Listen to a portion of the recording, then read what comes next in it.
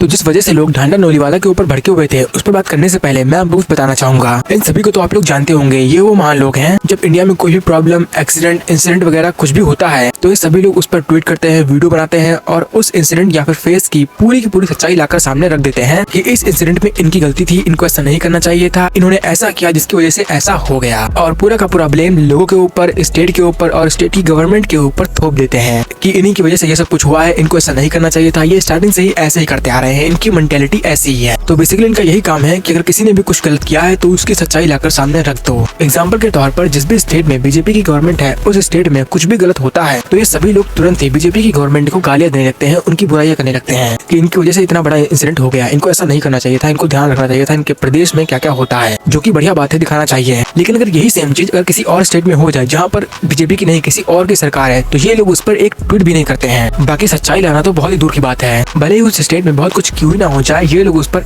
कुछ भी नहीं बोलते, चुप बैठ जाते हैं एकदम, और उस गवर्नमेंट की बुराई करते हैं, उन लोगों की बुराई करते हैं, उन पर ब्लेम करते हैं जो लोग इनको कुछ बोलते नहीं है, और जो बोलते नहीं है उसी का फायदा उठाकर ये बिना कुछ सोचे समझे कुछ भी बोले चले जाते हैं। लेकिन अगर यही सेम चीज ये लोग दूसरी साइड के लोगों के भी दिखाएं, उनको एक्सपोज करें, तो पता नहीं इनका कैसे क्या हो जाएगा। उसी के डर में ये लोग उनके बारे में एक ट्वीट तक नहीं करते हैं और सिर्फ इन्हीं सब के बारे में बातें करते रहते हैं, इनकी एक्सपोज करते रहते हैं। और जब दोनों ही जगह पर गलती हुई है, दोनों के स्टेट में गलती हुई है और इतनी बड़ी गलती हुई है, तो दोनों के बारे में बात करो ना, सिर्फ एक के बारे में क्यों करना। इसी को कहते हैं डबल स्टैंडर्ड, इसी को कहते हैं दोगलापन, और इसी को कहते हैं लिबरल होना। ध्रुव राठी बहुत कहता है कि इंडिया में हर कोई बाबा बनना है, बाबा ढोंगी होते हैं, कोई पर्ची दिखाकर किसी का भविष्य बताता है तो कोई कुछ करता है, लोगों को उल्लू बनाते हैं, उनसे पैसे लूटते हैं। तो यहाँ पर इन्होंने बहुत अच्छी बात कही, बहुत ही अच्छी इन्फॉर्मेशन दी लोगों को। लेकिन उस चीज का क्या जो ये सभी बाबा लोग वृद्धाश्रम चलाते हैं और पता नहीं कितने भंडारे वगैरह कराते हैं, सामूहिक विवाह कराते हैं, इन सब के बारे में भी तो बताओ कि ये क्या क्या करते हैं इसके अलावा। ठीक है मत बोलो, ये गलत है, बहुत गलत है। लेकिन जब इन बाबाओं के बारे में बता रहे हो कि लोगों को ठग रहे हैं, लोगों को उल्लू बना रहे हैं, मजे से लाइफ एंजॉय कर रहे हैं, तो उन बाबाओं के बारे में भी तो बताओ जो लोगों का धर्मांतरण करा रहे हैं, पता नहीं किनके किनके साथ लिंक है उनके टेररिस्ट के साथ, उनके बारे में भी तो बताओ। लोगों को पता चले कि इंडिया में क्या क्या गलत काम हो रहे हैं, कैसे लोगों को लव जिहाद में फंसाने के लिए पैसे दिए जाते हैं, कैसा रैकेट चल रहा है, कितने हजारों लोगों का धर्मांतरण हो चुका है, क्रिश्चियन लोग अलग कन्वर्जन कर रहे हैं, वो लोग अलग कन्वर्जन कर रहे हैं, कैसे चलेगा ये सब बताओ तो अपनी वीडियो में। तो अब आप लोग बताइए कि लोगों को उल्लू बनाकर उनसे पैसे ठगना गलत है या फिर लोगों का धर्मांतरण कराकर उनको अपने धर्म में करना सही है, उनको जिहाद में फंसाकर उल्टे सीधे काम करवाते हैं तो ये गलत है। क्या गलत है बताइए आप लोग। आज के टाइम पता नहीं कितने सारे लोग इन सब चीजों में फंस रहे हैं, शिकार हो रहे हैं, मर रहे हैं, लेकिन ध्रुव राठी ने आज तक इन सभी चीजों पर कोई बात नहीं की। ध्रुव राठी के लिए तो आज भी लव जिहाद जैसा टर्म बेबुनियाद है, प्रोपेगेंडा है, जिसकी वजह से उसने आज तक इन सभी चीजों पर बात ही नहीं की। आप ट्विटर खोलो, आपको हर एक दिन केस मिलेगा जहाँ पर लोग अपनी आइडेंटिटी छुपा कर लोगों को फंसाते हैं, फिर उनका कन्वर्जन करते हैं और पता नहीं क्या क्या करते हैं। तो इन सब चीजों के ऊपर बात करने के बजाय ध्रुव राठी बताता है कि बाबा ने लोगों को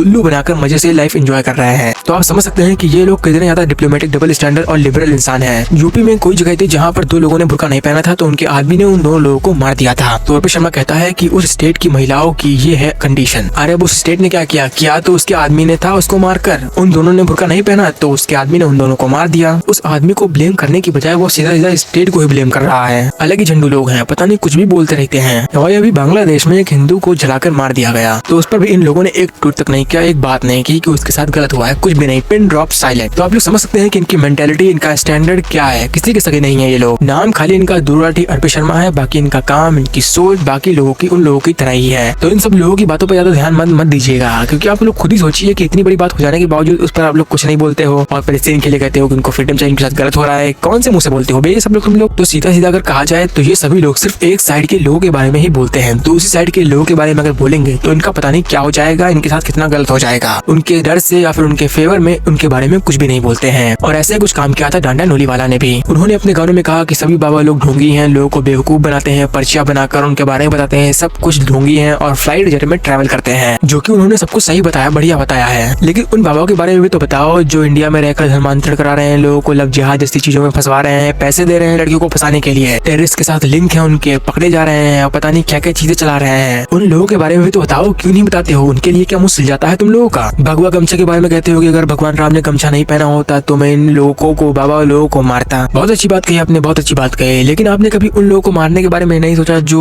टोपी पहनकर आतंकवाद फैलाते हैं। अगर उनके बारे में भी दो लाइन बोल देते तो आपके साथ कुछ भी नहीं होता, सब लोग मजे से एंजॉय करते गाना आपका, कोई भी आपकी बुराई नहीं करता। लेकिन आपने क्या किया, बड़ी आसानी के साथ, नरमी के साथ एक साइड के लोगों के बारे में ही बता दिया कि ये गलत है, ये बहुत ही गलत काम करते हैं, बाकी साइड वाले तो लोग बहुत ही पवित्र है। तो हम लोगों को सब कुछ पता है कौन पवित्र है, कौन कितने बड़े कांड कर रहा है और कौन कितना दोगला है। फिर आगे अपने गाने में दिखाते हैं कि कैसे दलित के साथ अत्याचार होता है, उसको मंदिर में नहीं घुसने दिया जाता जाता, उसके पानी नहीं पीने दिया जाता और पता नहीं क्या क्या, जो कि सही बात है। मैं भी कहता हूँ कि उनके साथ बहुत ही गलत किया जाता है। लेकिन उन दलितों का क्या जो हमारे भगवानों को गालियां देते हैं, उनके बारे में उल्टी सीधी रील बनाते हैं और पता नहीं क्या क्या बोलते हैं। और आपने जो भ्रष्टाचार कानून वाली बात कही है उसके बारे में तो हर कोई जानता है, आपने बेकार ही में उसके बारे में बात की है। सभी को पता है इस देश का कानून बेकार है, सब जगह करप्शन ही करप्शन है, कहीं पर भी कुछ भी सिस्टम में सही है ही नहीं। कानून का काम है लोगों को सुरक्षित रखना, उनको सेफ रखना, दोषी को जेल में डालना, उनको सजा देना। लेकिन यहाँ तो अलग ही सिस्टम चलता है। यहाँ तो हमें लोगों को भीख मांगनी पड़ती है न्याय के लिए कि हमको न्याय दो इस चीज के लिए। इतने बड़े बड़े कांड हुए इस देश में, लेकिन आज तक उनके ऊपर कोई भी अच्छा फैसला आया ही नहीं। श्रद्धा मर्डर केस में भी कुछ भी अभी तक नहीं आया है, पता नहीं किसका वेट कर रहे हैं उसको सजा देने के लिए। उसने उसको काट के मार दिया, सब कुछ सिद्ध हो गया, उसके बावजूद उसको सजा देने में इतना टाइम क्यों लग रहा है? जब सब कुछ हो गया मारो उसको भी, काम खत्म करो, किसका वेट कर रहे हो? क्या मतलब है इतने टाइम तक उसको बचाने का? फिर श्रद्धा मर्डर केस के बाद पता नहीं कितने लोगों ने अपने अपने पार्टनर को काटा, ड्रम में पैक किया, पता नहीं कितना गलत उनके साथ किया, लेकिन आज भी उन लोगों को सजा नहीं हुई है। वो लोग आराम से बढ़िया नॉर्मल लाइफ जी रहे हैं। तो आप क्या ही इस देश के कानून से एक्सपेक्ट करोगे? कुछ भी नहीं कर सकते हो आप लोग, क्योंकि हम ही लोगों ने इन सब चीजों को नॉर्मलाइज कर दिया है। जैसे जैसे सिस्टम आगे बढ़ता गया, करप्शन बढ़ता गया, वैसे वैसे हम लोग भी उन चीजों को नॉर्मलाइज करते चले गए। बड़े बड़े केस हुए, उन पर हम लोगों ने प्रोटेस्ट किए, न्याय के लिए गुहार लगाई, लेकिन जब कुछ भी नहीं हुआ तो धीरे धीरे करके हम सब लोग अलग हो गए, अपने अपने काम धंधे में व्यस्त हो गए। तो ये सब चीजें कभी ठीक नहीं होने वाली है जब तक इस देश में सभी लोगों को एकजुट होकर सड़क पर नहीं उतरना है। आपको बस कुछ नहीं करना है, बस एक हफ्ते के लिए अपना काम धंधा सब कुछ छोड़कर सड़क पर आकर खड़े हो जाइए। बस कुछ भी मत करिए, कुछ भी तोड़िए फोड़िए मत, बस सड़क पर आकर खड़े हो जाइए, देखिए फिर इस देश में क्या होता है। पर ये सब चीजें सिर्फ सपने में ही हो सकती हैं, क्योंकि हकीकत में ऐसा होना ही नहीं है कभी भी। बाकी नेहा कक्कड़ ने अपने नए वाले सॉन्ग में जो डांस किया है उसकी वजह से उनकी बहुत ज्यादा तारीफ हो रही है। तारीफ का मतलब उनकी बुराइयां हो रही है कि इन्होंने कैसा डांस किया है ये। और सही में यार, पहले कितने अच्छे अच्छे गाने बनाती थी, लोग पसंद करते थे और एंजॉय करते थे, सब कुछ अच्छा रहता था। लेकिन आज पता नहीं इनको क्या हो गया है जो वो इस तरह के गाने बना रही हैं, और वो भी रिपीटिशन में। जैसे टोनी कक्कड़ अपने सॉन्ग्स में रिपीटेटिव वर्ड को लाकर सॉन्ग बना देते हैं, वैसे ये भी कर रही हैं। और वो शायद इसीलिए क्योंकि अब ये कुछ ज्यादा ही टोनी कक्कड़ को अपने सॉन्ग में ला रही हैं, तो वो भी टोनी कक्कड़ की तरह ही हो रही हैं। कोको कोला 2 वाला भी सॉन्ग कुछ खास नहीं था, वो भी कुछ खास नहीं चल पाया, क्योंकि उस सॉन्ग में भी बार बार कोको कोला रिपीट हो रहा था। और रही बात लॉलीपॉप सॉन्ग की, तो वो तो कुछ खास था ही नहीं, और डांस वगैरह देख कर लोग और भी भड़क गए। और सॉन्ग्स वगैरह इनके भी कुछ अच्छे खास नहीं चल रहे हैं। ये भी अपने सॉन्ग्स को प्रमोट करने के लिए शोज वगैरह में बहुत जा रही हैं, लेकिन इनको क्या समझाया जाए कि अगर आप अच्छा काम करेंगे तो आपको इन सब चीजों की जरूरत नहीं पड़ेगी। लोग आपके सॉन्ग तक पहुंच ही जाएंगे कैसे बिना कैसे करके, अगर आपका सॉन्ग अच्छा होगा, आपने अच्छा काम किया होगा। तो और बस कुछ नहीं, बस इसी वजह से लोग इनकी बुराइयां कर रहे थे। और आप खुद ही सोचिए कि एक इंसान जिसके टेररिस्ट के साथ लिंक है, गलत गलत चीजें करता है, उस पर बोलने के बजाय आप उनके बारे में बता रहे हो, जो लोगों को बेवकूफ बनाकर उनसे पैसे हटते हैं। कौन पैसे हटता है? सोशल मीडिया का जमाना है, सब अपने अपने रेवेन्यू से कमा रहे हैं पैसे हैं, उनको किसी से भी लेने की जरूरत नहीं है। और जब लोग इनकी बुराइयां कर रहे थे, क्रिटिसाइज कर रहे थे, तो देखो तो कौन इनको सपोर्ट कर रहा था? शुभ काका, लक्ष्य और पता नहीं कितने लोग थे जो उनके सपोर्ट में आ गए। सपोर्ट में आए हो ठीक है, लेकिन ये चीज भी तो बताओ कि अगर एक कोई गलत कर रहा है उसके बारे में बता रहे हो, तो दूसरा कर रहा है उससे ज्यादा, तो उसके बारे में भी तो बताओ, उसको क्यों छुपाना है?